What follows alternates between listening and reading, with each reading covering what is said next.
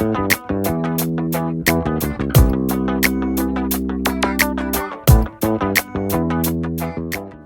on October 3rd, 2015, the new TILA-RESPA Integrated Disclosure rule will go into effect.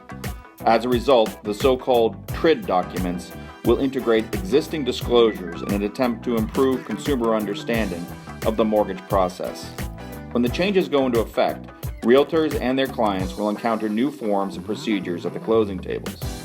In the accompanying video, attorneys Matt Johnson and Derrick Ingraham use a true-false format to answer some of the more frequently asked questions about the changes. Welcome everybody. My name is Matt Johnson. I'm an attorney at Devine Millimet and counsel to the New Hampshire Association of Realtors.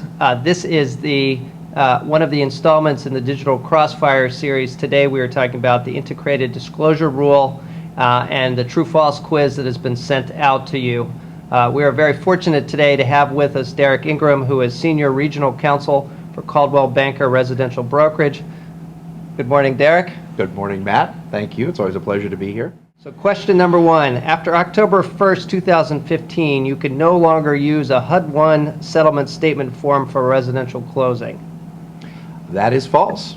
There will be a little bit of a transition period, but it's keyed to the application date.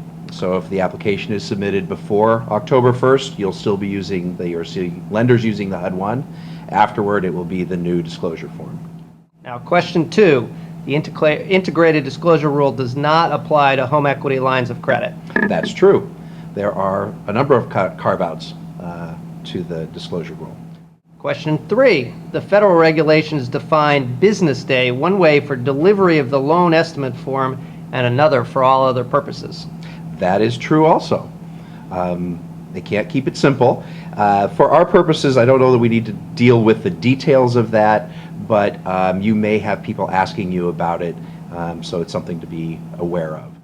Question four, a buyer can waive the disclosure requirements to prevent a delay in his or her closing. That is false. It is 3 days. So just remember, everybody, no more saving a transaction until the 11th hour. That's not going to happen under the new rules. Question five, the CFPB hypothetical closing timeline is over 85 days from loan application to closing. That is also true, and that is also going to have a significant impact on the transactions and your time frame in considering contingency dates and closing dates and things like that. Question six, the integrated disclosure rule will not impact realtors. False.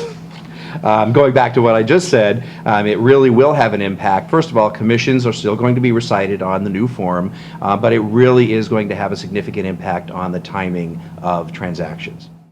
Question seven, the integrated disclosure rule requires that the closing disclosure form be provided to the consumer no less than 3 days before the closing date. That is false. And there's one thing I wanted to mention here. The most common question that I have received is about walkthrough changes. If something's discovered during a walkthrough and a buyer is requesting a concession from a seller, does that mean that the 3-day period has to start over again? And the answer to that is no. That only affects if there's a change in 3 key items: the interest rate, the prepaid penalties, or if the loan product itself has changed from, for instance, a fixed rate to an adjustable rate or something like that. Great, that's good to know. Question 8, an amended closing disclosure form may be required to be provided to the consumer after the transaction closes. That is also true, and that really isn't that big a change. That's always been the case. As you're probably aware, buyers now are asked to sign a form at closing saying if some mistake has been discovered or something like that, they will agree to re-sign documents afterward, and it's in line with that. Question 9, the CFPB can fine lenders and closing agents for violating the integrated disclosure rule. That is true, and that's one of the things that you're going to see lenders being very, very concerned about. This is essentially a strict liability statute. And that leads to question 10. Lenders cannot impose stricter requirements than what is set forth in the integrated disclosure rule.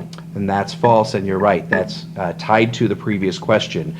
Very much like we saw during the Great Recession, when lenders were having difficulty, we saw them developing much more strict rules for lenders, for borrowers, than they had in the past. And the same is true here.